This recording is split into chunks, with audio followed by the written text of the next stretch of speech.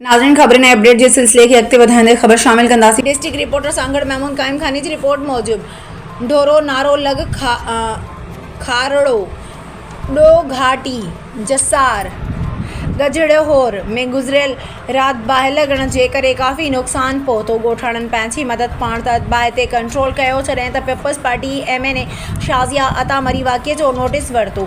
DC Sanghar खे अहकामात जारी कया त वाक़िए सरज़मीन ते वञी जाइज़ो वठी मुतासिरनि जी मदद कई वञे। DC सांगड़ पारां असिस्टेंट कमिश्नर खिप्रो नबी बख्श सोलंकी ऐं उन जूं कतर जे चेयरपर्सन वाक़िए वारे हंधि पहुची मुतासिर ख़ानदान खे 20 तंबू ऐं किचन जो सामान ऐं DC पारां मुतासिरनि खे 1 लख रुपया कैश ॾिना विया, जॾहिं त मुतासिर फ़ी घर खे 1428 रुपया तक़सीम कया विया, जॾहिं त 2500 एकड़ थर जो बीठल फसल ऐं माल जी चारागाहूं ऐं 500 जे लॻभॻि माल सड़ी रख थी वियो। 5.5 लख जो सोलर सिस्टम ऐं 30 ग़रीब पोरियत जा उझा सड़ी रख थी विया आहिनि। ग़रीब माण्हू बेयारो मददगार बणियल आहे।